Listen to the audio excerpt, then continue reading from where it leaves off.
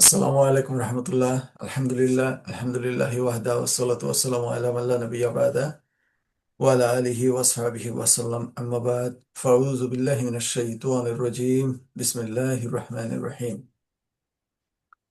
আলহামদুলিল্লাহ, প্রতি শনিবারের মতো আমরা আবার একত্রিত হয়েছি। এই মাস রমাদানের মাস, আলহামদুলিল্লাহ। তো রমাদানের শুরুতে আমরা শায়েখের কাছ থেকে আজকে আমাদের মাঝে উপস্থিত আছেন শায়েখ আমাদের মাঝে উপস্থিত আছেন শাইখ জাকারিয়া হোসেন। তিনি সিনিয়র সহসভাপতি বাংলাদেশ আহলে হাদিস ছাত্র সমাজ, ও তিনি আলোচক মিডিয়াতে, আপনি এটিএন বাংলা, যমুনা টিভির তিনি একজন আলোচক ইসলামী বিষয়ে। তো আজকে আমরা যে বিষয়টি শাইখের কাছ থেকে জেনে নিব, বিষয়টি হচ্ছে রমাদানের ফজিলত। তো আমরা প্রথম পর্ব শেষে ইনশাল্লাহ আবার আমরা দ্বিতীয় পর্বে প্রবেশ করব, যদি শাইখ সময় দিতে পারেন ইনশাল্লাহ। জাযাকাল্লাহু খাইর। জি, শাইখ আপনি শুরু করতে পারেন। আসসালামু আলাইকুম রহমতুল্লাহ। আসসালামু আলাইকুম ওয়া রাহমাতুল্লাহি ওয়া বারাকাতুহু। আল্লাহ বারাকাতুহু। ইন্নাল ওয়ালাইকুম হামদুলিল্লাহি আসসালাম ওয়াহদা ওয়া ওয়াসসালাতু রাহমাতুল্লাহ। ওয়াসসালামু আলা মান লা নাবিয়্যা বা'দা আম্মা বা'দ। আউযু বিল্লাহি মিনাশ শাইতানির রাজীম। বিসমিল্লাহির রাহমানির রহিম। ইয়া আইয়ুহাল্লাযীনা আমানু কুতিবা আলাইকুমুস সিয়াম কামা কুতিবা আলাল লাযীনা মিন ক্বাবলিকুম লাআল্লাকুম তাত্তাকুন। আন আবি হুরায়রা রাদিয়াল্লাহু তাআলা আনহু ক্বালা রাসূলুল্লাহি সাল্লাল্লাহু আলাইহি ওয়াসাল্লাম মান সামা রমাযানা ঈমানান ওয়া ইহতিসাবান গুফিরা লাহু মা তাকাদ্দামা মিন যামবি ওয়া মান কামা রমাযানা ঈমানান ওয়া ইহতিসাবান গুফিরা লাহু মা তাকাদ্দামা মিন যামবি ওমান কামা লাইলাতুল কদরি ঈমানান ওয়া ইহতিসাবান গুফিরা লাহু মা তাকাদ্দামা মিন যামবি। মুত্তাফাকুন আলাইহি। প্রশংসা একমাত্র আল্লাহ রাব্বুল আলামিনের জন্য, যে আল্লাহ রাব্বুল আলামিন আমাদেরকে আহ সাপ্তাহিক এই প্রোগ্রামে উপস্থিত হওয়ার তৌফিক দান করেছেন। তাই সকলেই অন্তরের অন্তরস্থল থেকে আল্লাহ রাব্বুল আলামিনের শুকরিয়া আদায় করি। সকলেই বলি আলহামদুলিল্লাহ। দরুদ ও শান্তি আলহামদুলিল্লাহ। বর্ষিত হোক শেষ রাসূলের উপর, যার আদর্শ শিক্ষার জন্য, যার আদর্শ নিজের জীবনে বাস্তবায়নের জন্যই আমাদের এই ক্ষুদ্র প্রচেষ্টা। আল্লাহর নবী মুহাম্মদ সাল্লাল্লাহু আলাইহি ওয়াসাল্লামের আদর্শ অনুযায়ী আল্লাহ চলার জন্যই আমাদের এই ছোট্ট প্রচেষ্টা। এই প্রচেষ্টা আল্লাহ রাব্বুল আলামিন কবুল করুক। কিন্তু রাসূল সাল্লাল্লাহু আলাইহি ওয়াসাল্লামের উপর দরুদ পাঠ করি আমরা সকলেই, করি সাল্লাল্লাহু আলাইহি ওয়াসাল্লাম। সাল্লাল্লাহু আলাইহি আমাকে একটু ওয়াসাল্লাম। জানাবেন যে সাউন্ড ঠিক আছে কিনা বা সবকিছু ঠিক আছে কিনা। জি শাইখ, ঠিক আছে জি সাউন্ড। জি, স্পষ্ট ক্লিয়ার। তাহলে আমি কথা শুরু করছি। প্রথমে আজকে আমরা সিয়ামের ফজিলত, কোরআন এবং সুন্নাহ ভিত্তিক আলোচনা করার কথা।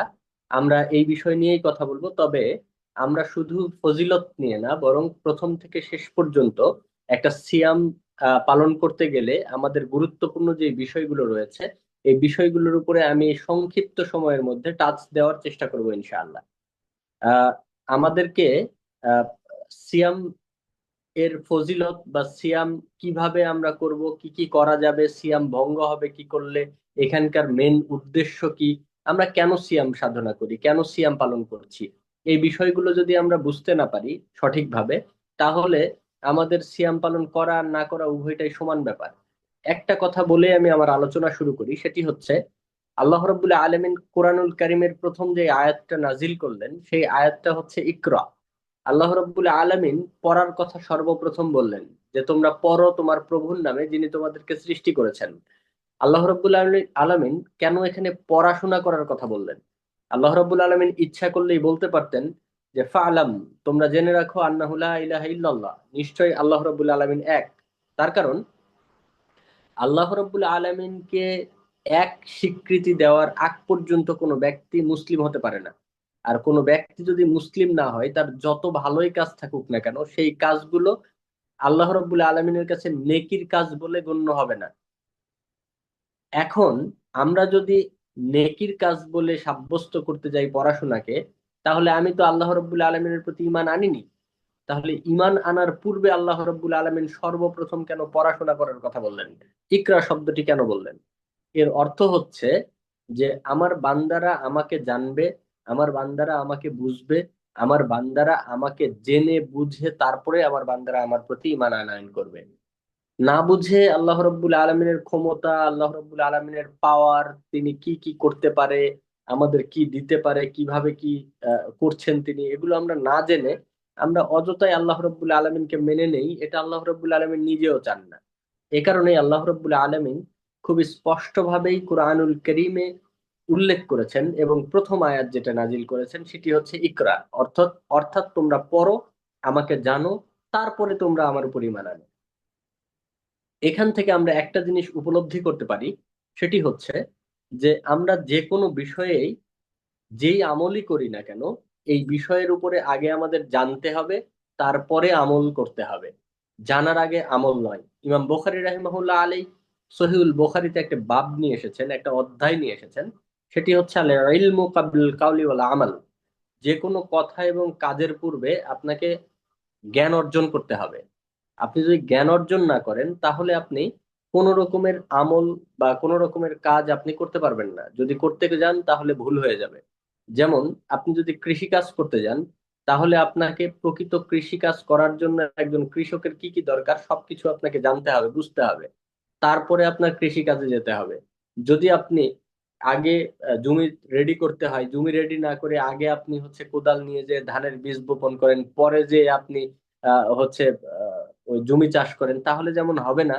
আগে কৃষককে সবকিছু বুঝতে হবে, বুঝে যেমন কাজ করতে হবে, ঠিক তেমনি আপনি যেমন একটা ইবাদত করবেন, সেই ইবাদত আপনাকে যথাযথভাবে বুঝতে হবে, এবং বোঝার পরে সেই অনুযায়ী আপনাকে সঠিক আমলটা করতে হবে। আমল যেন আমাদের ভুল না হয়। এখানে একটি খুব গুরুত্বপূর্ণ আরো একটি ভূমিকা টেনে নেই, সেটি হচ্ছে নবী মোহাম্মদ সাল্লাল্লাহু আলাইহি ওয়াসাল্লামের কাছে তিনজন ব্যক্তি আসলেন। মা আয়েশা সিদ্দিকা রাদিয়াল্লাহু তাআলা আনহার কাছে তিনজন ব্যক্তি আসলেন, এসে জিজ্ঞাসা করছেন যে আল্লাহর নবীর আমল সম্পর্কে আমাদেরকে বলুন। মা আয়েশা সিদ্দিকা রাদিয়াল্লাহু তাআলা আনহু তাদের সামনে আল্লাহর নবীর আমল সম্পর্কে ব্রিফ করলেন, বললেন, বিবরণ দিলেন। তিনজন ব্যক্তি বলছে, আল্লাহ নবী মোহাম্মদ সাল্লাল্লাহু আলাইহি ওয়াসাল্লামের আগের গুনাহ মাফ করে দেওয়া হয়েছে, পরের গুনাহও মাফ করে দেওয়া হয়েছে। আল্লাহ নবী আগে যতগুলো আমল করবেন, কোনো গুনাহ যদি থেকে থাকে সেগুলো মাফ, পরে যেগুলো গুনাহ হবে সেগুলোও মাফ। তাহলে আল্লাহ নবী মোহাম্মদ সাল্লাল্লাহু আলাইহি ওয়াসাল্লাম একটি আমল করবেন, যেই অল্প আমল করবেন সেটি দিয়ে আল্লাহ নবীর জন্য যথেষ্ট হবে। কিন্তু আমাদের তো পূর্বের গুনাহ মাফ করা নেই, পরের গুনাহও মাফ করা নেই, তাহলে আমাদের জন্য তো নবীর আমল যথেষ্ট নয়। তো আমাদের কি করতে হবে? আমাদের নবী মুহাম্মদ সাল্লাল্লাহু আলাইহি ওয়াসাল্লাম যে আমলটুকু করছেন, তার চেয়ে অনেক বেশি আমল করতে হবে। সেটা কিভাবে করতে পারি? সেটি হচ্ছে, আমি আজ থেকে আর কোনোদিন মানে দিনের বেলা সিয়াম ছাড়া থাকবো না, অর্থাৎ প্রতিদিন আমি সিয়াম পালন করব। একজন ব্যক্তি বলছে। দুই নম্বর ব্যক্তি বলছে যে আমি রাতে কখনো ঘুমাবো না, আমি সব সময় রাতের নফল সালাত আদায় করব, জিকির আজগার করব, আল্লাহর ইবাদতে মাশগুল থাকবো। তৃতীয় জন বলছে আমি কখনো বিবাহ করব না, বিবাহ করলে সংসার হবে, বউ হবে, বাচ্চা হবে, ইত্যাদি ইত্যাদি অনেক ঝামেলা, সেখানে সময় নষ্ট হবে, অতএব আমি কখনো বিয়ে করব না, আমি সবসময় আল্লাহর ইবাদতে মাশগুল থাকবো। তিনজন তিনটা অঙ্গীকার করলেন, তিনটা কাজ করতে চাইলেন। একটু আমি প্রশ্ন করব, সেটি হচ্ছে, এই তিনজন যে এই কাজগুলো করতে চাইলেন, এই কাজগুলো কি খারাপ কাজ নাকি ভালো কাজ? একটু বলেন তো, কাজগুলো কি ভালো না খারাপ? ভালো কাজ, ভালো কাজ। ভালো কাজ। ভালো কাজ করলে কি নেকি হয় না পাপ হয়? ভালো কাজ করলে অবশ্যই নেকি হয়। ভালো কাজ করলে নেকি হয়। তাহলে ভালো কাজ করলে যদি নেকি হয়, তাহলে আল্লাহ নবী মুহাম্মদ সাল্লাল্লাহু আলাইহি সাল্লামের সামনে, অর্থাৎ মা আয়েশা সিদ্দিকা রাদিয়াল্লাহু তাআলার সামনে যে তিনটি কাজ করতে চাইলেন, এই তিনটি কাজ যদি ভালো কাজ হয়, আর ভালো কাজ করলে যদি নেকি হয় সব সময়, তাহলে নবী মুহাম্মদ সাল্লাল্লাহু আলাইহি সাল্লাম তো তাদের প্রশংসাই করতেন, তাই না? যে বাহ, তোমরা খুব ভালো কথা অবশ্যই। বলেছো, অনেক অনেক আমল করবা, এটা তো খুব প্রশংসার ব্যাপার। আল্লাহ নবী এইভাবে বলতেন। হুম। কিন্তু আল্লাহ নবী এটা না বলে কি বললেন? আল্লাহ নবী বললেন যে, যারা তোমরা এরকম কথা বলছো তারা শুনে রাখো, আমি মুহাম্মদ সাল্লাল্লাহু আলাইহি ওয়াসাল্লাম, আমি আল্লাহ রাব্বুল আলামিনকে সবচেয়ে বেশি ভয় করি। আমি বিবাহ করেছি, আমার সংসার রয়েছে, আমি সালাত আদায় করি, আবার রাত্রে ঘুমাই, আমি সিয়াম পালন করি, এবং আমি আবার সিয়াম ভেঙেও, মানে ভেঙেও ফেলি, অর্থাৎ সিয়াম পালন করি, আবার সিয়াম ছেড়েও দেই, দুটাই করি। তো যে ব্যক্তি আমার সুন্নাতকে অবজ্ঞা করবে, আমার সুন্নাতকে অস্বীকার করবে, সে ব্যক্তি আমার উম্মাতের অন্তর্ভুক্ত নয়। খুবই গুরুত্বপূর্ণ একটি কথা। আল্লাহ নবী মুহাম্মদ সাল্লাল্লাহু আলাইহি সাল্লামের সামনে এত ভালো ভালো আমল করার কথা বললেন, আর আল্লাহ নবী বলছেন ওই ব্যক্তি আমার উম্মাতের অন্তর্ভুক্তই নয়, অর্থাৎ উম্মাত থেকে বের করে দেওয়া হলো, কাটা গেল না। তাহলে একটাবার চিন্তা করে দেখুন যে আল্লাহ নবী মোহাম্মদ সাল্লাল্লাহু আলাইহি ওয়াসাল্লামের সামনে ভালো আমলের কথা বললেন, কিন্তু আল্লাহ নবী কি বললেন? আমার উম্মাত থেকে সে খারিজ, অর্থাৎ তার জন্য জান্নাত আর হবে না। অতএব আমরা যেটা বুঝতে পারলাম সেটা হচ্ছে এতগুলো কথার মধ্যে, সেটা হচ্ছে যে আমরা যেই আমল করব সেই আমল যথাযথভাবে আমরা বুঝবো, বোঝার পরে সেই আমলটা আমরা বাস্তবায়ন করার চেষ্টা করব। যদি আমরা না বুঝে আমল করার চেষ্টা করি, তাহলে আমরা কখনোই সফলতা অর্জন করতে পারবো না। এখন আসি আমরা আমাদের আলোচ্য বিষয়ের দিকে। আলোচ্য বিষয়ের দিকে যদি আমরা ফিরে যেতে চাই, তাহলে আমরা প্রথমেই বলবো যে আমাদের দেশে এক শ্রেণীর লোক রয়েছে যারা সৌদি আরবের সাথে আহ, আহ, মিল রেখে তারা সিয়াম পালন করে এবং ঈদ পালন করে, ঈদ উদযাপন করে। আল্লাহ নবী মুহাম্মদ সাল্লাল্লাহু আলাইহি ওয়াসাল্লাম বলছেন, সুমুলি রুইয়াতি ওয়াফতিরুলি রুইয়াতি, তোমরা সিয়াম পালন করো চাঁদ দেখে, এবং সিয়াম ভঙ্গ করো অর্থাৎ ঈদ পালন করবা সেটাও চাঁদ দেখেই করবা। অর্থাৎ যখন আমরা যেখানে অবস্থান করব সেখানে চাঁদ দেখার উপর নির্ভর করবে যে আমরা সিয়াম কবে শুরু করব আর সিয়াম কবে শেষ করব। ঠিক তেমনি ইফতারের ক্ষেত্রেও তাই, আমরা সূর্য যখন অস্ত যাবে, যখন যেখানে যেভাবে, ঠিক সেই সময়টাতেই আমাদের ইফতার করতে হবে। ইফতারের আলোচনায় আমি এই কথা বলবো ইনশাআল্লাহ। তাহলে আমরা প্রথমতই বুঝলাম যে আমরা সিয়াম শুরু করব চাঁদ দেখে, সিয়াম শেষ করব এটাও চাঁদ দেখে। দ্বিতীয় নাম্বার যেটা, চাঁদ দেখার পরে যে আমল আমাদের কাছে প্রথম আসে সেটি হচ্ছে তারাবির সালাত। তারাবির সালাত সম্পর্কে আল্লাহ নবী মুহাম্মদ সাল্লাল্লাহু আলাইহি ওয়াসাল্লাম একটি খুব সুন্দর হাদিস উল্লেখ করেছেন। হাদিসটি বলার পূর্বে আমি আপনাদের সম্মুখে যেটা বলতে চাই সেটি হচ্ছে যে আমাদের দেশে কতিপয় মানুষ রয়েছে যারা বলছে যে তারাবির সালাত আল্লাহ নবী মুহাম্মদ সাল্লাল্লাহু আলাইহি ওয়াসাল্লাম 3 দিন পড়েছে, আমরা কেন 30 দিন পড়বো? আল্লাহ নবী মুহাম্মদ সাল্লাল্লাহু আলাইহি সাল্লামের চেয়ে আমরা কি বেশি বুঝি? আমরা কি বেশি তাকওয়াশীল? আল্লাহ নবী যেখানে 3 দিন পড়লো, আমরা সেখানে 30 দিন পড়ছি। তার মানে হচ্ছে আমরা দিনের মধ্যে নতুন জিনিস ঢুকাচ্ছি। নতুন জিনিস ঢুকানো মানে যে ব্যক্তি দিনের মধ্যে নতুন জিনিস ঢুকাবে সে বিদআত করলো, আর বেদাতির স্থান জাহান্নাম। এভাবে কেউ কেউ বলার চেষ্টা করছে যে ব্যক্তি তারাবির সালাত 30 দিন জামাতের সাথে পড়বে ওই ব্যক্তির স্থান জাহান্নাম। পরিষ্কার কথা, কোরআনের আয়াত দিয়ে বলছে। আল্লাহ নাউযুবিল্লাহ। আল্লাহ রাব্বুল আলামিন বলেছেন যে সূরা হাসর 7 নম্বর আয়াত, মা আতাকুমুর রাসূল ফাখুযুহু ওয়া মা নাহাকুম আনহু ফান্তাহু, রাসূল তোমাদেরকে যা দিয়েছেন তা তোমরা গ্রহণ করো, রাসূল সাল্লাল্লাহু আলাইহি ওয়াসাল্লাম তোমাদেরকে যা দেননি বা বিরত থাকতে বলেছেন যেখান থেকে, সেখান থেকে তোমরা বিরত থাকো। অতএব রাসূল সাল্লাল্লাহু আলাইহি ওয়াসাল্লাম আমাদেরকে 3 দিন তারাবির সালাত আদায় করতে বলেছেন। আল্লাহ নবী মুহাম্মদ সাল্লাল্লাহু আলাইহি ওয়াসাল্লাম 3 দিন সালাত আদায় করেছেন। অতএব আমরাও 3 দিন করব, 30 দিন নয়। এই যে একটা ভ্রান্ত আকীদার মানুষ আমাদের সমাজে তৈরি হয়েছে, এই ভ্রান্ত আকীদার মানুষগুলোকে আমরা কি উত্তর দেব? আমাদের কথা হচ্ছে, তারা আবার এখানে একটা কথা বলে থাকে, সেটি হচ্ছে যে ওমর ফারুক রাদিয়াল্লাহু তাআলা আনহু তিনি তারাবির সালাত জামাতবদ্ধভাবে চালু করে দিয়েছেন, এ কথা তারা স্বীকার করে। কিন্তু তাদের একটা যুক্তি হচ্ছে, ওমর ফারুক রাদিয়াল্লাহু তাআলা তো ওই দিন সালাত আদায় করেনি তাদের সাথে, তিনি তো নিজে ইমামতি করে ওই সালাতটা শুরু করে দিতে পারতেন, কিন্তু তিনি ইমামতিও করলেন না, তিনি মুসল্লি হয়ে সালাতও আদায় করলেন না। তাহলে ওমর ফারুক রাদিয়াল্লাহু তাআলা নিজেই ওটাকে উত্তম বেদাত বলেছেন, নিমাল বিদআ হাযিহি। সহিহ বুখারী 2085 নম্বর হাদিস সম্ভবত এটা।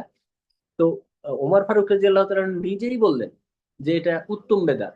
এটা তাহলে এটা মুয়াত্তা মালিকের ভিতরে আসছে হাদিস। হ্যাঁ, মুয়াত্তা মালিকের ভিতরেও এসেছে, সহিহুল বুখারীর মধ্যেও আসছে হাদিসটা। তো আহ, আহ, ওমর ফারুক রাদিয়াল্লাহু তাআলা আনহু আহ, এখানে চালু করে দিলেন, তিনি নিজে পড়লেন না, আবার বললেন নিমাল বিদা হাযিহি, কতই না উত্তম বেদাত। এখন আমি তাদেরকে প্রশ্ন করলাম যে আচ্ছা, যদি ওমর ফারুক রাদিয়াল্লাহু তাআলা আনহু জানবেনই যে এটা বিদআত, তাহলে উনি কেন চালু করে দিবেন? একজন জান্নাতপ্রাপ্ত সাহাবী তিনি ভুল করে একটা বেদাত, একটা অন ইসলামিক কাজ চালু করবেন, এটা আপনি বলতে পারেন। কিন্তু তিনি জেনে শুনে একজন মানুষ, তারপরে আবার জান্নাতের সার্টিফিকেট প্রাপ্ত একজন সাহাবী, উল্লেখযোগ্য একজন সাহাবী, যার সম্পর্কে আল্লাহ রাসূল বলেছেন ওমর ফারুক রাদিয়াল্লাহু তাআলা আনহু যে রাস্তা দিয়ে যায় শয়তান ওই রাস্তা দিয়ে হাঁটে না, এমন একজন সাহাবী তিনি বিদআত চালু করলেন। তখন উনি বলছেন রাসূলের কথার উপরে কারো কথাকে আমরা প্রাধান্য দিব না। কথা কিন্তু কত সুন্দর, কত সুন্দর যুক্তি, এবার একবার চিন্তা করুন। এখন আমরা কোথায় থেকে বুঝবো? আসুন আমরা হাদিসটা শুনে নিই। রাসূল সাল্লাল্লাহু আলাইহি ওয়াসাল্লাম বলছেন, মান কামা রমাজানা ঈমানান ওয়া ইহতিসাবান, যে ব্যক্তি রমাজান মাসে দণ্ডায়মান হয় ঈমানের সাথে, সওয়াবের আশায়। মান কামা রমাজানা ঈমানান ওয়া ইহতিসাবান গুফিরা লাহু মা তাকাদ্দামা মিন যামবি, যে ব্যক্তি ঈমানের সাথে সওয়াবের আশায় রমাজান মাসে দণ্ডায়মান হয়, ওই ব্যক্তির পূর্বের সমস্ত গুনাহ আল্লাহ রাব্বুল আলামিন মাফ করে দেন। এখন আমার প্রশ্ন হচ্ছে, রমাজান মাসে দণ্ডায়মান হওয়া, এই শব্দের অর্থ আপনি কি বুঝলেন? রমাজান মাসে দণ্ডায়মান হওয়া, যদি তাহাজ্জুদের সালাতের কথা আপনি বলেন, তাহলে তাহাজ্জুদ সালাত তো রমাজান মাসের স্পেশাল ভাবে কিছু না, এটা তো সারা বছরের ইবাদত। রমাজান মাসে এমন কি ইবাদত আছে যে ইবাদতকে আল্লাহ নবী মুহাম্মদ সাল্লাল্লাহু আলাইহি ওয়াসাল্লাম বলছেন, ইমানের সাথে সওয়াবের আশায় যদি কেউ 30 দিন পড়ে, তাহলে ওই ব্যক্তি জান্নাতে প্রবেশ করবে, ওই ব্যক্তির আগের পূর্বের সমস্ত গুনাহ মাফ করে দেওয়া হবে। এই আমলটা কোনটা? আপনি খুঁজে পাবেন না। আপনাকে চলে যেতে হবে সালফে সালেহিনের কাছে। অর্থাৎ একটা হাদিসের বুঝ আপনি কিভাবে বুঝবেন? হাদিসের বুঝ আমরা এভাবেই বুঝবো, রাসূল সাল্লাল্লাহু আলাইহি ওয়াসাল্লামের মুখনিসৃত বাণী যেগুলো রয়েছে, সেই বাণীগুলো সাহাবীরা কিভাবে আমল করেছেন, তাবেঈরা কিভাবে আমল করেছেন, তাবেঈরা কিভাবে আমল করেছেন, তাদের আমলের উপর ভিত্তি করে যুগে যুগে মুসলিম উম্মারা সেই আমল পরিচালিত করবে এবং আমল নিজে বাস্তবায়ন করবে। তাহলে আমরা এখান থেকেই বুঝতে পারি যে রাসূল সাল্লাল্লাহু আলাইহি ওয়াসাল্লাম এই রাত্রিবেলা দণ্ডায়মান হওয়া বলতে তারাবির সালাতকে বুঝিয়েছেন। অতএব যে ব্যক্তি রমাজান মাসে 30 দিন তারাবির সালাত আদায় করবে জামাতের সাথে, ওই ব্যক্তি সম্পর্কে রাসূল সাল্লাল্লাহু আলাইহি ওয়াসাল্লাম বলছেন তার পূর্বের সমস্ত গুনাহ মাফ করে দেওয়া হয়। তাদের যুক্তির আরেকটা বিষয় হচ্ছে যে তাদেরকে শুধু জিজ্ঞাসা করবেন যে পৃথিবীতে এমন কোন আলেম কি রয়েছে যে আলেম তারাবির সালাত বিদআত বলেছেন? 8 রাকাত নিয়ে 20 রাকাত নিয়ে মতনৈক্য রয়েছে, কিন্তু তারাবির সালাত পড়া যাবে না, এই বিষয় নিয়ে কোনো মতনৈক্য পৃথিবীতে কোনো আলেমের মধ্যে নেই। অতএব এই ভ্রান্ত মানুষদের ভ্রান্ত কথাগুলো থেকে আমরা দূরে থাকি। আল্লাহ রাব্বুল আলামিন আমাদের সেই তৌফিক দান করুন। সকলেই বলি আল্লাহুম্মা আমিন। এরপর আমরা তারাবির সালাত শেষ করলাম, খুবই দ্রুত গতিতে আমি সামনের দিকে এগিয়ে যাচ্ছি। তারাবির সালাত শেষে আমরা সাহারি করব ইনশাআল্লাহ। সাহারি করলে সিয়াম হবে, সাহারি না করলে সিয়াম হবে না, এরকম চিন্তা অনেক মানুষই করে। কিন্তু সাহারি যদি আপনি না করেন, তাহলে আপনার সিয়াম সমস্যা নেই। মনে করেন যে আপনি আহ সাহারির সময় ঘুম থেকে উঠতে পারেননি, একবারে আজান দিয়ে দিয়েছে, আজান পার হয়ে গেছে, ওই সময় আপনি উঠেছেন ঘুম থেকে, উঠে দেখছেন খাওয়ার সময় শেষ হয়ে গেছে, আপনি কি করবেন? আপনি খেতে পারলেন না, সলাতের সময় হয়ে গেছে, আপনি সলাত আদায় করে নিলেন, আপনি না খেয়ে সিয়াম পার করে দিতে পারেন। কিন্তু আল্লাহ নবী মুহাম্মদ সাল্লাল্লাহু আলাইহি ওয়াসাল্লাম বলছেন যে সাহারির যে গুরুত্ব, এই গুরুত্ব বুঝাতে গিয়ে আল্লাহ নবী বলছেন, তাসাহহারু ফাইন্নাহু ফিস সুহরি বারাকাতুন, তোমরা সাহারি করো, কেননা সাহারিতে বরকত রয়েছে। সাহারি করা ফরজ ব্যাপারটা এমনটা নয়, সাহারি না করলেও আপনি সিয়াম যথাযথভাবে আদায় করতে পারেন। কিন্তু সাহারি অবশ্যই আমরা করব, তার কারণ হচ্ছে আল্লাহ নবী বলেছেন, তাসাহহারু ফাইন্নাহু ফিস সুহরি বারাকাতুন, তোমরা সাহারি করো, কেননা সাহারিতে বরকত রয়েছে। এরপর আমরা যেটা উল্লেখ করব সেটি হচ্ছে, আমরা সাহারি করা শেষ করলাম, ফজরের সালাত আদায় করলাম। এখানে ফজরের সালাত আদায় করতে গিয়ে আমরা যেটা দেখি, সালাত সব সময় আমরা ফরজ সালাত যেগুলো সেগুলো চেষ্টা করব আওয়াল ওয়াক্তে আদায় করার। আমাদের দেশের কতিপয় মানুষ এরকম অবস্থায় পরিণত হয়েছে যে তারা ফজরের সালাতটা রমজান মাসে আওয়াল ওয়াক্তে আদায় করলেও অন্যান্য সময় একেবারেই শেষ মুহূর্তে আদায় করে। এটা কোরআন এবং সুন্নাহ ভিত্তিক নয়, বরং রাসূল সাল্লাল্লাহু আলাইহি ওয়াসাল্লামের দেখানো পথে যদি আমরা ফরজ সালাত গুলো আমল করতে চাই, তাহলে আমাদের এই রমজান মাসের মতো অন্যান্য মাসগুলোতেও আওয়াল ওয়াক্তে সালাত আদায় করা আবশ্যক। এর পরবর্তীতে আমি যেটা বলবো সেটি হচ্ছে, আমরা সারাদিন কিভাবে অতিবাহিত করব। সারাদিন আমরা আমল করব, কিন্তু যেটা করব না সেটা হচ্ছে, আল্লাহ নবী মুহাম্মদ সাল্লাল্লাহু আলাইহি ওয়াসাল্লাম বলছেন, মান লাম ইয়াদা কাওলা যুর ওয়ালা আমালা বিহি ফালাইসা লিল্লাহি হাজাতুন ফি আন ইয়াদা তা'ামুহু ওয়া শারাবুহু। সহিহুল বুখারীতে হাদিসটি বর্ণিত হয়েছে, 1903 নম্বর হাদিস, এবং এই হাদিসটি রাবি হচ্ছে আবু হুরায়রা রাদিয়াল্লাহু তাআলা আনহু। আবু হুরায়রা রাদিয়াল্লাহু তাআলা আনহু বলছেন, রাসূল সাল্লাল্লাহু আলাইহি ওয়াসাল্লাম বলেছেন, মান লাম ইয়াদা কাওলা যুর ওয়ালা আমালা বিহি ফালাইসা লিল্লাহি হাজাতুন ফি আন ইয়াদা তা'আমাহু ওয়া শারাবাহু। যে ব্যক্তি সিয়াম পালন করা অবস্থায় আহ, অন্যায় অশ্লীল কাজ থেকে বিরত থাকলো না বা বিরত রাখলো না নিজেকে, ওই ব্যক্তি সিয়াম পালন করুক আর না করুক উভয়টাই সমান। অর্থাৎ ওই ব্যক্তি খেয়ে থাক না খেয়ে থাক, এটা আল্লাহ রাব্বুল আলামিনের কাছে কোনো কিছু যায় আসে না। আল্লাহ রাব্বুল আলামিন ওই ব্যক্তি, ওই সিয়াম পালনকারী, ওই রোজাদার পালনকারী ব্যক্তিকে পাত্তাই দেয় না।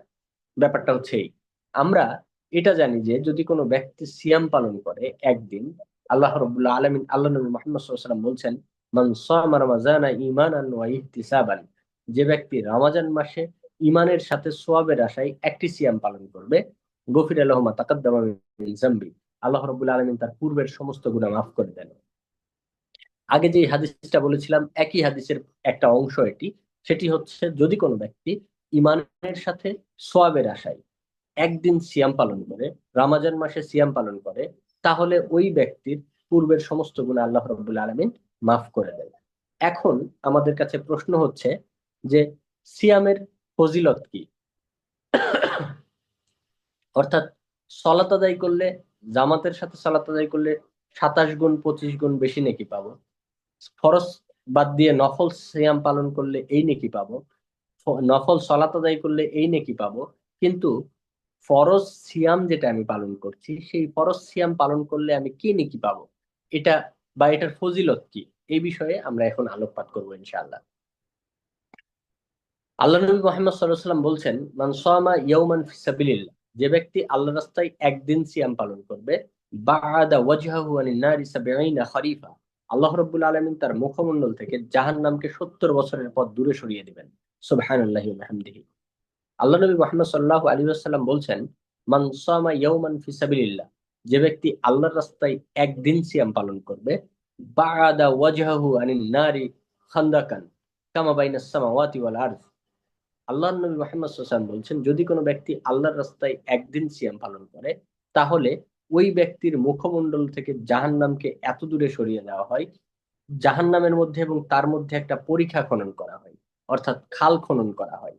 যেই খালের দূরত্ব হবে আসমান এবং জমিনের দূরত্ব যতটুকু, ওই খালের দূরত্ব হবে ততটুকু। অর্থাৎ একটা দ্রুত গতি সম্পন্ন বাহন যদি 500 বছর যাতায়াত করে, একবারে নন স্টপ যাত্রা করে, যতদূর যাবে, আল্লাহ নবী বলছেন জাহান্নামকে সিয়াম পালনকারী ব্যক্তির মুখমণ্ডল থেকে এত দূরে সরিয়ে দেওয়া হয়।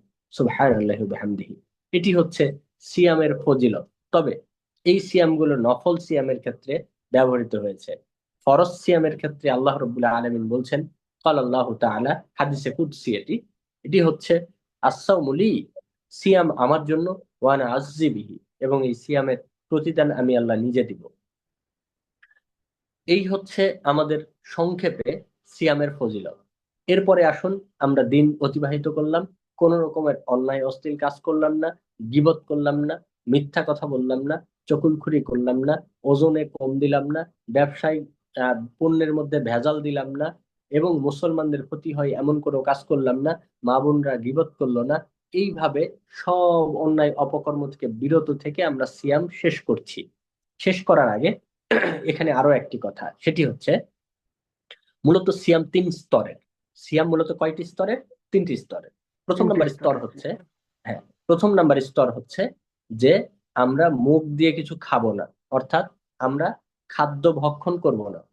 আর 2 নাম্বার হচ্ছে আমরা স্ত্রীর কাছে যাব না, অর্থাৎ বৈধ স্ত্রী তার কাছেও আমরা সাংসারিক জীবনে যেতে পারবো না, অর্থাৎ লজ্জাস্থানের হেফাজত করব। এই দুটি বিষয় একসাথে করে 1 নাম্বার, এই দুটি যদি কোনো ব্যক্তি করে, সাথে সাথে সিয়াম ভঙ্গ হয়ে যাবে। 1 সেকেন্ডও আর দেরি হলো না, সিয়াম শেষ। কিন্তু এটা আমরা অনেকেই এখান থেকে বিরত থাকি। কিন্তু 2 নাম্বার যে রাস্তাটা আছে, বা 2 নাম্বার যে সূত্র রয়েছে, এই সূত্র থেকে আমরা বিরত থাকতে পারি না। এটি কি? এটি হচ্ছে 2 নাম্বার সূত্র হচ্ছে সেই হাদিস, আল্লাহ নবী মুহাম্মদ সাল্লাল্লাহু আলাইহি ওয়াসাল্লাম বলছেন, মান লাম ইয়াদা কাওলা যুর ওয়াল আমালা বিহি ফালাইসা লিল্লাহি হাজাতুন ফি আন ইয়াদা তা'আমাহু ওয়া শারাবাহু। আমি যেটা বললাম সহিহুল বুখারীর 1903 নাম্বার হাদিস, যে কোনো ব্যক্তি যদি সিয়াম পালন অবস্থায় অন্যায় অশ্লীল কাজ থেকে দূরে দূরে না থাকে। অন্যায় অশ্লীল কাজ কিভাবে হবে? আমার মুখ দিয়ে ফাহেসা কথা, ভুল কথা, গালিগালাজ করে যেই শব্দগুলো বের করছি, এগুলো হচ্ছে অন্যায় অশ্লীল কাজ। গীবত করছি এই মুখ দিয়ে, এটা হচ্ছে অন্যায় অশ্লীল কাজ। চোখ দিয়ে খারাপ জিনিস দেখছি, ফেসবুক ইউটিউবে ঢুকে খারাপ ভিডিও গুলো দেখছি চোখ দিয়ে, এটি হচ্ছে অন্যায় অশ্লীল কাজ। কান দিয়ে গান শুনছি, খারাপ কথা শুনছি, খারাপ কাজে ইনভলভ হচ্ছি, এটা হচ্ছে কানের আহ, হচ্ছে খারাপ কাজ। হাত দিয়ে আমরা কোনো খারাপ কাজ করছি, সেটা হচ্ছে হাতের খারাপ খারাপ কাজ। পা দিয়ে কোনো খারাপ কাজের দিকে ধাবিত হচ্ছি, সেটা আমার পায়ের খারাপ কাজ। এই প্রত্যেকটা খারাপ কাজ থেকে নিজেদেরকে বিরত রেখে, অর্থাৎ আমার চোখ সিয়াম পালন করবে, আমার মুখ সিয়াম পালন করবে, আমার কান সিয়াম পালন করবে, আমার হাত সিয়াম পালন করবে, আমার পা সিয়াম পালন করবে, এবং আমার অন্তর সিয়াম পালন করবে। অর্থাৎ অন্তর দিয়ে খারাপ কোনো কিছু চিন্তাও করা যাবে না। এই এত কিছুর সমন্বয়ে একটা আমরা পুরো পরিপূর্ণ সিয়ামের যে ফজিলত, সেই ফজিলতটা পেতে পারি ইনশাআল্লাহ। তাহলে আমরা এখান থেকে বুঝলাম যে শুধু আমরা খাওয়া এবং স্ত্রী সঙ্গম থেকে বিরত থাকার নামই সিয়াম নয়, বরং আমাদের সিয়াম হচ্ছে আরো অ্যাডভান্স লেভেলে যদি আমরা নিতে চাই বা পরিপূর্ণ সিয়াম পালন করতে চাই, তাহলে আমরা চোখের সিয়াম, মুখের সিয়াম, কানের সিয়াম, হাতের সিয়াম, অন্তরের সিয়াম, প্রত্যেকটা সিয়াম আমরা যথাযথভাবে যদি পালন করতে পারি, তাহলেই আমরা পরিপূর্ণ সিয়াম পালন করতে পারবো। এবার আসুন, 1 নাম্বার সূত্রটাও আমরা মেনে নিয়েছি, 2 নাম্বারটাও মেনে নিয়েছি। এবার তৃতীয় সূত্র। তৃতীয় সূত্র কি? তৃতীয়টা হচ্ছে, যখন আমি 1 নাম্বারটাও মেনে নিলাম, 2 নাম্বারটাও মেনে নিলাম, মুখ দিয়ে আর কোনো অন্যায় অশ্লীল কথা বলি না, কাজ করি না, এরপরে এই মুখ দিয়ে যদি আমি আল্লাহর জিকির আজগার করি, এই মুখ দিয়ে যদি আমরা কোরআনুল কারীম থেকে তিলাওয়াত করি, এই মুখ দিয়ে যদি আমরা ভালো কাজের আদেশ করি, মন্দ কাজের নিষেধ করি, এই আমলগুলো যদি আমরা কন্টিনিউয়াসলি রমাজান মাসে করতে পারি, তাহলে আমরা বুঝতে পারবো যে আমাদের সিয়ামটা যথাযথভাবে হচ্ছে। এর ফলে আমাদের এইভাবেই আমরা আহ, এই সিয়ামকে আমরা পরিপূর্ণ করে তুলতে পারি। আল্লাহ রাব্বুল আলামিন আমাদেরকে সিয়াম পরিপূর্ণভাবে পালন করা বা পূরণ করার তৌফিক দান করুন করুন সকলেই বলি আল্লাহুম্মা আমিন। আমিন ইয়া রাব্বাল আলামিন। এরপরে আমরা সিয়াম শেষ করলাম, আমরা ইফতার করবো এখন ইনশাআল্লাহ। ইফতারটা কিভাবে হবে, কখন হবে? আল্লাহ নবী মুহাম্মদ সাল্লাল্লাহু আলাইহি ওয়াসাল্লাম বলছেন যে দিন ততদিন পর্যন্ত বিজয় থাকবে যতদিন মানুষ তাড়াতাড়ি ইফতার করবে।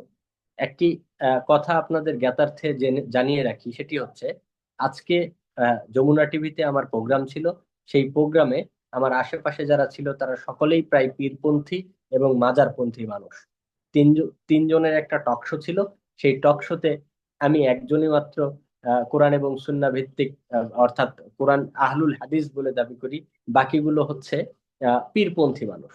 তো তাদের সামনেই আমি আজকে এই কথাটা, ইফতার নিয়ে এই কথাটা উল্লেখ করেছি। সেটি হচ্ছে যে দিন ততদিন পর্যন্ত বিজয় থাকবে যতদিন মানুষ তাড়াতাড়ি ইফতার করবে। কেননা আহ ইয়াহুদি নাসারারা দেরিতে ইফতার করে। এই কথার ব্যাখ্যাও আমি সংযুক্ত করে দিয়েছি সেখানে। সেটি হচ্ছে যে আহ, আমরা যখন সূর্য ডুববে, সূর্য ডোবার সাথে সাথে আমরা ইফতার করব। 1 ঘন্টা 1 মিনিট পরে নয়, 3 দিন পরেও নয়। মানে 3 ঘন্টা পরে যদি আমরা ইফতার করি, তাহলে আমাদের যে ইমান বা তাকওয়া যে বৃদ্ধি পাবে, বেশি হবে, ব্যাপারটা তো এমনটা নয়। বরং সময় মতো ইফতার করার নাম হচ্ছে তাকওয়া। সময় মতো যদি আমরা ইফতার করতে পারি, তাহলে সেটাই হচ্ছে প্রকৃত আমি যে সায়েম, আমি যে রোজাদার, সিয়াম পালনকারী ব্যক্তি, সেটার প্রমাণ করবে। এখন আমরা কখন সিয়াম ভঙ্গ করব, তাহলে ইফতার কখন করব? আল্লাহ নবী মুহাম্মদ সাল্লাল্লাহু আলাইহি সাল্লাম বলছেন যে সায়েম কখন ইফতার করবে? তাড়াতাড়ি ইফতার করবে। সূর্য তাড়াতাড়ি মানে কি? তাড়াতাড়ি মানে হচ্ছে সূর্য যখন অস্ত যাবে, ঠিক সূর্য অস্ত যাওয়ার সাথে সাথে একজন সিয়াম পালনকারী ব্যক্তি ইফতার করবে। এবার আমরা ইফতারের পরে যখন পানি পান করব, তারপরে একটা দোয়া পাঠ করতে পারি। সেটি হচ্ছে, জাহাবাজ সামাউ ওয়া বাতাল্লাতিল উরুকু ওয়া সাবাতাল আজরু ইনশাআল্লাহ। এই দোয়া আমরা পাঠ করতে পারি যে আমাদের পিপাসা দূরীভূত হয়েছে, এবং আমাদের ক্ষুধাও নিবারণ হয়েছে, এবং আমাদের জন্য পরিপূর্ণ যেই নেকি বা আমাদের যাজা, সেই যাজাও আমাদের জন্য নির্ধারণ হয়েছে। এভাবে আমরা এই দোয়াটা আমরা পাঠ করতে পারি ইফতারের পর। এরপরে আসুন, আমরা ইফতার শেষ করলাম। ইফতার যখন শেষ করলাম, তাহলে আমরা এখান থেকে অন্তত বুঝতে পারি, একটা প্রশ্ন এখানে থাকতে পারে। সেটি হচ্ছে আমরা আজান দিলে ইফতার করব না সূর্য ডোবার সাথে সাথে ইফতার করব, কোনটা? এখানে অনেকেই বলে যে আজান তো দেয়নি, আমি ইফতার করব কেন? আজান দেয়নি, আমি ইফতার করব কেন? এখন আজান দেয়নি ইফতার করব কেন, এই কথা আমরা বলে থাকি, কিন্তু আজানের সাথে ইফতারের কোনো সম্পর্ক নেই। ইফতারের সম্পর্ক সূর্য ডোবার সাথে সাথে। যদি আজানের সাথে ইফতারের সম্পর্ক থাকে, তাহলে মুয়াজ্জিম সাহেব যে আজান দেয়, ইফতার করার আগে দেয় না পরে দেয়? যদি ইফতার করার পরে আজান মুয়াজ্জিম সাহেব দেয়, তাহলে মুয়াজ্জিম সাহেবের আজান লাগে না? ব্যাপারটা হচ্ছে এই। অতএব আজানের সাথে ইফতারের সম্পর্ক নেই, বরং ইফতারের সম্পর্ক হচ্ছে সূর্য ডোবার সাথে। আমরা এই সূর্য ডোবার সাথে সাথে ইফতার করব, আল্লাহ রব্বুল আলামিন সেই তৌফিক আমাদেরকে দান করুক, সকলে বলি আল্লাহুম্মা আমিন। আমরা মোটামুটি আমিন আমিন। সিয়াম পালন করার শুরু থেকে শেষ পর্যন্ত সংক্ষিপ্তভাবে আপনাদের সম্মুখে ব্রিফ করলাম, আলোচনা করলাম। আমাদের মোটামুটি সময়ও শেষের দিকে। আমি শেষে এসে যতটুকু বলতে চাচ্ছি সেটি হচ্ছে, একেবারেই এরপরে আমাদের আরো একটি যদি কোনো দিন আমরা আলোচনা করি, সেদিন আমরা এই সিয়াম শেষ করার পরে, ও লাইলাতুল কদরের কথাটা বাকি থেকে গেছে, আমরা লাইলাতুল কদরের কথা বলেই আলোচনা শেষের দিকে নিয়ে যাব ইনশাআল্লাহ। আল্লাহ নবী মুহাম্মদ সাল্লাল্লাহু আলাইহি ওয়াসাল্লাম বলছেন, মান কামা রমাজানা ঈমানান ওয়া ইহতিসাবান, মান কামা লাইলাতুল কদরি ঈমানান ওয়া ইহতিসাবান গফিরা লাহু মা তাকাদ্দামা মিন যামবি। যে ব্যক্তি লাইলাতুল কদরের রাত্রিতে ঈমানের সাথে সওয়াবের আশায় দণ্ডায়মান হয়, লাইলাতুল কদরের রাত্রিতে ঈমানের সাথে সওয়াবের আশায় দণ্ডায়মান হয়, গফিরা লাহু মা তাকাদ্দামা মিন যামবি, আল্লাহ রাব্বুল আলামিন তার পূর্বের সমস্ত গুনাহ মাফ করে দেন। সুবহানাল্লাহি ওয়া বিহামদিহি। এখন লাইলাতুল কদর কখন? লাইলাতুল কদর হচ্ছে রমাজান মাসের শেষ দশকে। আমরা অনেকেই 27 তারিখ নির্ধারণ করে নেই, কিন্তু আমরা 27 তারিখ নির্ধারণ করব না। হ্যাঁ, 27 তারিখও লাইলাতুল কদরের রাত হতে পারে, তবে কোনো ব্যক্তি নিশ্চয়তার সাথে বলতে পারবে না যে 27 তারিখেই লাইলাতুল কদর। বরং লাইলাতুল কদর হচ্ছে রমাজান মাসের শেষ দশকে। রমাজান মাসের শেষ দশকে আমরা লাইলাতুল কদর তালাশ করব, অন্বেষণ করব। এই রাতে বক্তা ভাড়া করে নিয়ে এসে ওয়াজ মাহফিলের মতো ওয়াজ নয়, বরং এই রাত্রে আমরা দুই হাত উত্তোলন করে আল্লাহ রব্বুল আলমীর কাছে কান্নাকাটি করে ক্ষমা ভিক্ষা চাইবো, সালাত আদায় করব, জিকির আজগার করব, কোরআন তেলাওয়াত করব, এবং আমরা আল্লাহর ইবাদতে সারা রাত অতিবাহিত করব। আল্লাহ এইভাবে যেন আমাদের তারাবির সালাত আদায়, সরি, লাইলাতুল কদরের রাত্রিগুলো উদযাপন করার বা অতিবাহিত করার তৌফিক দান করেন। সকলে বলি আল্লাহুম্মা আমিন। আমিন। আল্লাহুম্মা আমরা আমিন। আমাদের মনে হয় এই সেশনের জি সময় শেষের দিকে। জি শেখ, আমরা আমরা আমরা প্রথম ইনশাল্লাহ সেশনের আলোচনা এটা, এখানে শেষ করছি। আসসালামু আলাইকুম রহমতুল্লাহ। ওয়ালাইকুম আসসালাম রহমতুল্লাহি বারাকাতুহু। ভাইয়েরা, ওয়ালাইকুম এই আসসালাম ওয়া সেশন রাহমাতুল্লাহ। শেষের পথে তো, আপনারা কেটে গেলে ইনশাল্লাহ সবাই আবার লগ ইন করবেন। আমরা দ্বিতীয় পর্বের জন্য প্রস্তুত হই ইনশাল্লাহ। জাযাকাল্লাহু খাইর। দ্বিতীয় পর্ব তো মনে হয় ইনশাআল্লাহ। প্রশ্নোত্তর হবে, না? জি জি জি ইনশাল্লাহ। জি ইনশাল্লাহ।